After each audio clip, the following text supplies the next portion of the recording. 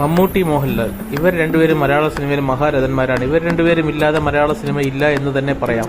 എന്നാൽ ഇവർ രണ്ടുപേരിൽ ആരാണ് മികച്ചതെന്ന് നോക്കുന്നത് വളരെ പ്രയാസകരമായിട്ടുള്ള ഒന്നാണ്. അഭിനയ പ്രാധാന്യമുള്ള റോളുകളിൽ എന്നും മമ്മൂട്ടി മുന്നിട്ട് നിന്നിരുന്നുവെങ്കിലും മാസ് റോളുകളിൽ മോഹൻലാലിനെ തള്ളാൻ മമ്മൂട്ടിക്ക് സാധിച്ചിരുന്നില്ല. കാരണം മമ്മൂട്ടി മാസ് ചിത്രങ്ങൾ കൂടുതൽ എടുത്തിരുന്നില്ല എന്നതാണ് സത്യം.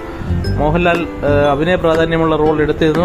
അതിനേക്കാളും കൂടുതൽ മാസ് രംഗങ്ങളുള്ള റോളുകളാണ് എടുത്തുകൊണ്ടിരുന്നത്. എന്നാൽ മമ്മൂട്ടി അങ്ങനെയല്ല.